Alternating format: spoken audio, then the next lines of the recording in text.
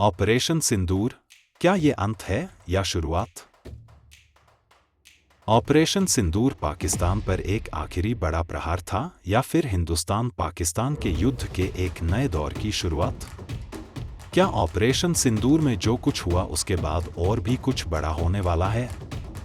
क्या पिक्चर असली वाली अभी बाकी है? क्या ऑपरेशन सिंदूर सिर्फ एक ट्रेलर है जिसमें भारत ने पाकिस्तान को यह बताया है कि हम किस हद तक जा सकते हैं, हमारी पहुंच किस हद तक है और हम तुम्हारे साथ क्या कुछ कर सकते हैं? क्या भारत पाकिस्तान में आगे और ऑपरेशन हो सकते हैं?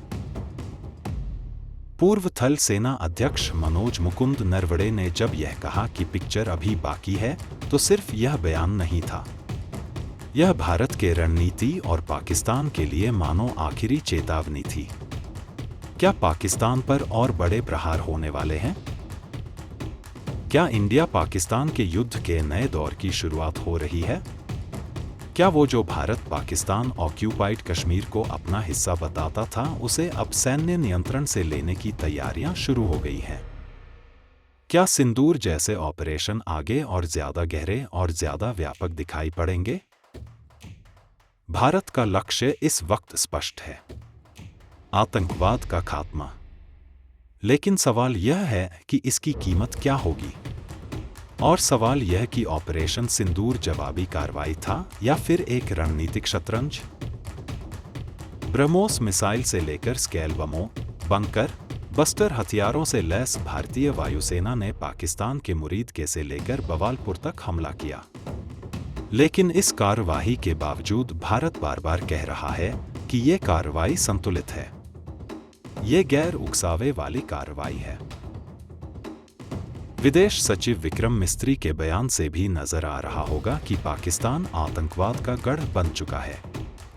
ऑपरेशन सिंदूर पीड़ितों को न्याय और भविष्य के हमलों को रोकने का जरिया था। क्या ये केवल जवाबी कार्रवाई थी या भारत अब मन बना चुका है कि आतंकवाद का मूल नाश होगा? जनरल नरवणे का बयान भारत की रणनीतिक गहराई का प्रतीक है। सुरक्षा विशेषज्ञ यह मानते हैं कि यह 3 तरह की बातों को दर्शाता है। पहला, भारत आतंकी ढांचे को खत्म करने के लिए और सर्जिकल स्ट्राइक कर सकता है। युद्ध होगा, शांति होगी या फिर छद्म युद्ध देखने को मिलेगा? पाकिस्तान जिस तरह से जवाबी कार्रवाई की है, LOC पर सीज का उल्लंघन किया है। ऐसा लग रहा है कि पाकिस्तानी अब बौखलाए हुए हैं। भारत POK में और ज्यादा सर्जिकल स्ट्राइक कर सकता है।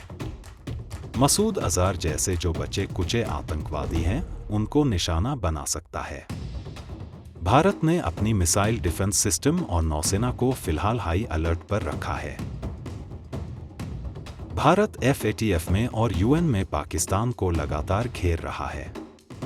अगर पाकिस्तान ब्लैकलिस्ट होता है तो उससे उसकी अर्थव्यवस्था पर भारी संकट आएगा और पाकिस्तान बर्बाद हो जाएगा। बहुत सारे विशेषज्ञों का यह मानना है कि भारत के पास यह सबसे सटीक मौका है पाकिस्तान ऑक्यूपाइड कश्मीर को अपने हिस्से में करने का।